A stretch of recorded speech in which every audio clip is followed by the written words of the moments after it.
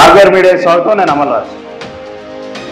చింతలపూడి నియోజకవర్గంలో ఒక కొత్త వారవాడి, అదేంటంటారా, సాక్షాత్తు కొత్తగా నియమించబడినటువంటి ఎమ్మెల్యే సొంగా రోషన్ కుమార్ గారు సుడిగాలి పర్యటన చేస్తూ ఉన్నారు.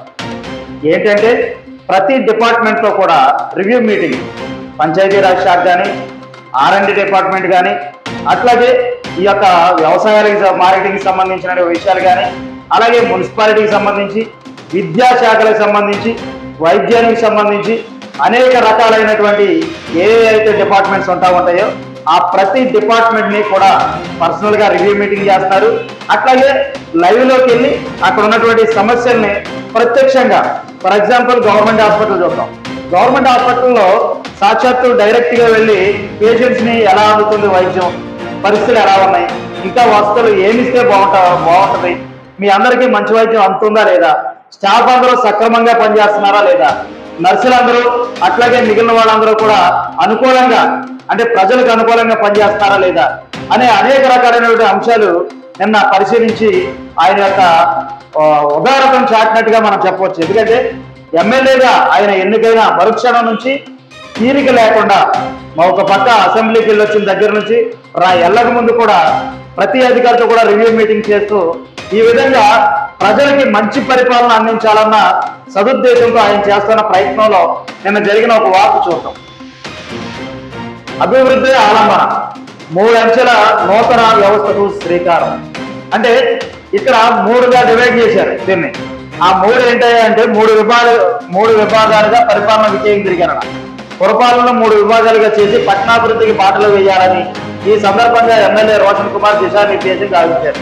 పబ్లిక్ అడ్మినిస్ట్రేషన్, డెవలప్మెంట్, సంక్షేమం, ఇలా 3 విభాగాలు.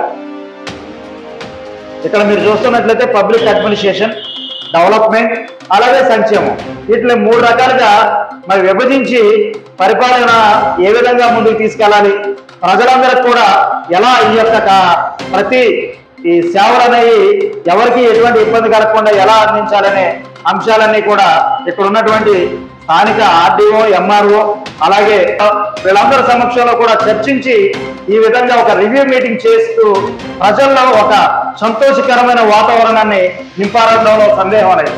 ఎందుకంటే ఇక్కడ మీరు చూడండి, 6 మాసాల్లో మార్పు, అంటే 6 నెలల్లో ఏదైతే విషయం ఉందో ఇవన్నీ కూడా మార్పు చెందాలని చెప్పి ఆయన కోరుకుంటా ఉన్నారు. అలాగే ఫలాలు ప్రజలకు చేరాలి. అధికారుల సమీక్షలో ఎమ్మెల్యే రోషన్ కుమార్ దిశానిర్దేశం.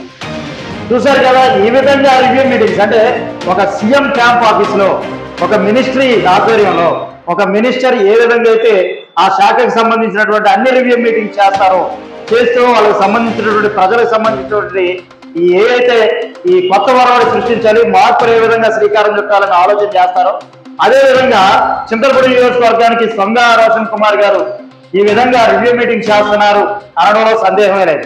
అలాగే మున్సిపాలిటీలో కుక్కలు పెడదాం, ఎమ్మెల్యే గారి దృష్టిలో ఇది కూడా ఉందన్నమాట. ఈ సమావేశానికి ముందు ఏరియా ఆసుపత్రి వైద్య సదుపాయం, చికిత్స, ఇతరత్ర అంశాలపై ఏరియా ఆసుపత్రిలో రివ్యూ నిర్వహించిన ఎమ్మెల్యే రోషన్ కుమార్ గారు కుక్కల బెడదపై ఆందోళన వ్యక్తం చేశారు.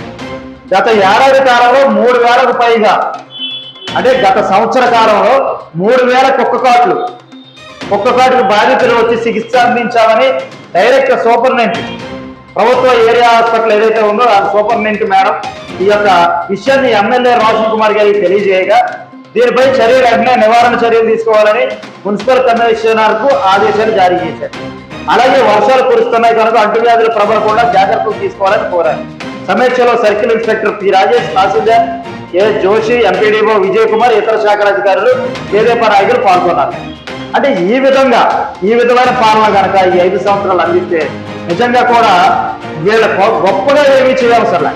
అక్కడ ఉన్నటువంటి అవసరాల మేరకు ఏదైతే అధికారులు ఉన్నారో ఆ అధికారులు ఏం చేయాలో అది పర్ఫెక్ట్ గా ప్రజలకు అందించగలిగితే కనుక అదే చాలా సంతోషకరం. ఎందుకంటే కొత్తగా అనేది ఈ కొత్త మార్పులు చేయాల్సినంత అవసరం కూడా ఉండదు.